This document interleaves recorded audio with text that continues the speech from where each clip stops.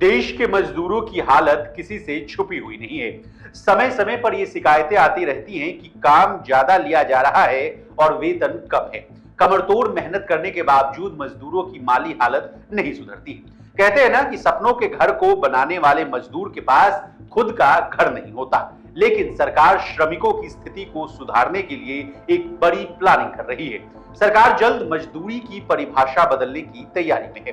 अब न्यूनतम मजदूरी तय करने के बजाय परिवार की जरूरत के हिसाब से वेज यानी वेतन तय किया जाएगा।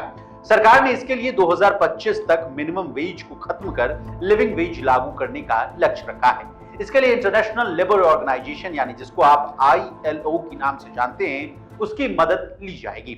अब क्या है पूरी खबर और सरकार मिनिमम वेज को खत्म करके लिविंग वेज क्यों लाना चाहती है और ये दोनों शब्द के मायने क्या है, आज के इस वीडियो में आसान भाषा में आपको समझाने की कोशिश करेंगे। नमस्कार, आप देख रहे हैं लोकमत हिंदी और मैं हूं आपके साथ विशाल शर्मा। देश में श्रमिकों की स्थिति सुधारने के लिए लाए गए मिनिमम वेज कानून ने बहुत हद तक लोगों को मिलने वाली न्यूनतम वेतन का स्तर उठाने में मदद की, लेकिन कई कंपनियों और इंडस्ट्रियल एस्टैब्लिशमेंटों ने इन नियमों से बचने के अलग अलग उपाय निकाल लिए हैं। इसलिए अब इस कानून को और बेहतर बनाने की जरूरत महसूस की जा रही है, ताकि इससे नियम और कायदे पहले से ज्यादा स्पष्ट और मजबूत होकर कर्मचारियों की मदद कर सके। इसके लिए सरकार जल्द ही मिनिमम वेज की जगह लिविंग वेज सिस्टम को लाने जा रही है। सबसे पहले मिनिमम वेज सिस्टम क्या है, आसान भाषा में समझिए। भारत में फिलहाल मिनिमम वेज सिस्टम लागू है। इसके तहत प्रति घंटे की वेतन की गणना यानी कैलकुलेशन की जाती है। भारत में विभिन्न राज्यों में ये राशि यानी ये जो रकम है प्रति घंटे के हिसाब से अलग अलग तय की गई है। किसी भी कर्मचारी को इससे कम पैसा नहीं दिया जा सकता। महाराष्ट्र में ये जो राशि है वो 62.87 रुपए है, तो बिहार में 49.37 रुपए प्रति घंटा है। अमेरिका में वही ये रकम 7.25 डॉलर यानी 605.26 रुपए। भारत में असंगठित सेक्टर में काम करने वालों को मिनिमम वेज भी बहुत मुश्किल से मिल पाता है। सरकार भी इन सेक्टर में बहुत कार्रवाई नहीं कर पाती। अब इसको बदलकर लिविंग वेज सिस्टम में बदल दिया जाएगा।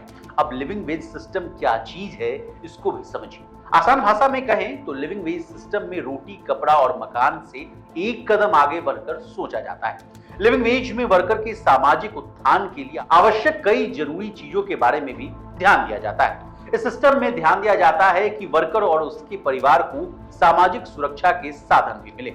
लिविंग वेज सिस्टम में लेबर को मूलभूत जरूरतों से ऊपर जाकर घर, भोजन, स्वास्थ्य देखभाल, शिक्षा और कपड़े जैसी कई जरूरतें शामिल होती हैं। बता दें, हाल ही में इंटरनेशनल लेबर ऑर्गेनाइजेशन यानी ILO ने भी लिविंग वेज सिस्टम की वकालत की।